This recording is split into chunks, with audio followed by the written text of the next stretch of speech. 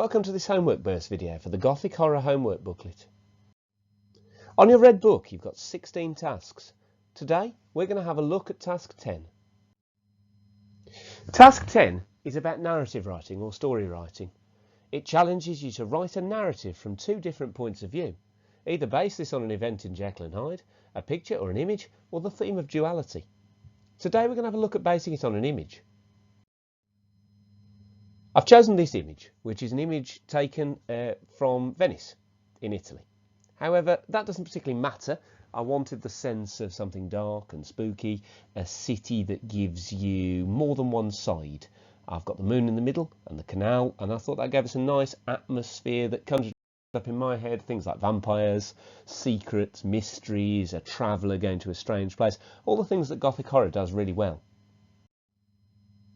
Your first task is to collect some vocabulary.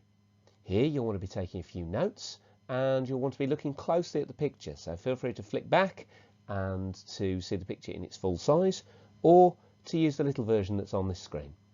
I've offered you on the right hand side a load of extra vocabulary like overcast, sombre, blackish, lightless, inky, pitch black, rayless, shaded, sunless, some of which are great and some of which you'll never use again.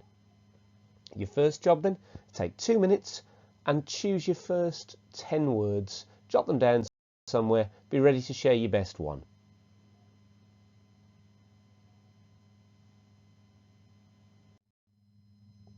Here are a series of extra words which might come in handy throughout all your Gothic horror homeworks. This is a great slide to be pausing on and being able to look at time and time again in order to build up your own vocabulary.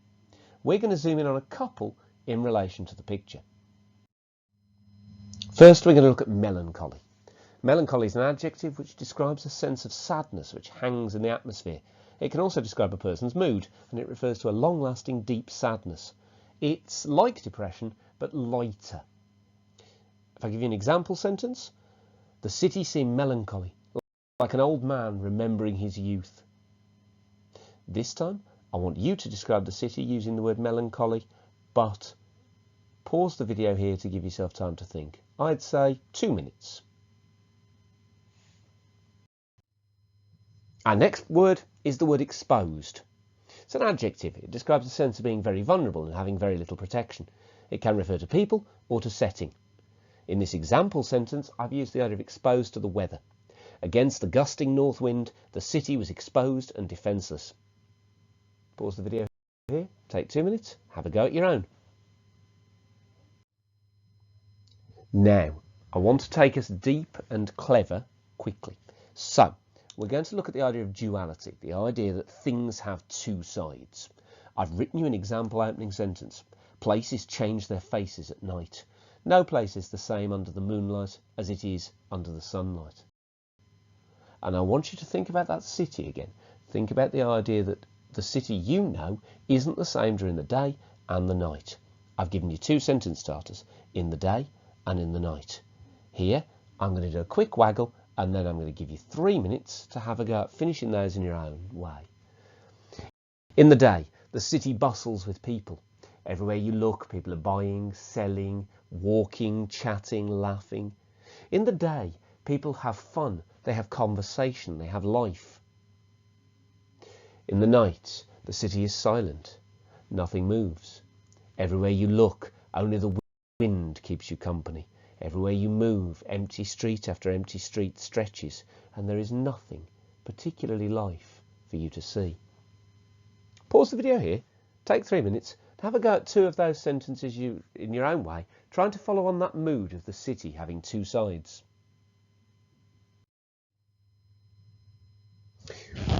If you're going to write a dual narrative, it helps to have two characters. Our hero here is going to be a traveller, newly arrived in the city. I've given you the same city, this time lighter so that you can see the details. Don't feel that you have to take a character who's exactly like the man in the picture. Here you should be trying to create a person who in some way speaks to you, in some way is interesting to you. Doesn't have to be male, all sorts of gender are available to you here, and all sorts of age, reasons for travelling, those kinds of details are up to you. I arrived in the city in a warm afternoon in March, and around me life bustled and hustled with energy. Is our opening sentence. You then want to be able to give some sense of why the character's there. So I've given you 5 sentence openers. I had been, everywhere I looked, people seemed, the city seemed, I felt, and in my heart. With those, you should be able to create a reasonably accurate paragraph that builds up this sense of why your person's there, what they feel as they look at the city, and what they feel about where they are. So as an example, I arrived in the city in a warm afternoon in March, and around me life bustled and hustled with energy. I'd been travelling for months, working my way around the country, until finally I'd ended up here. Everywhere I looked, people seemed friendly, smiling faces met me.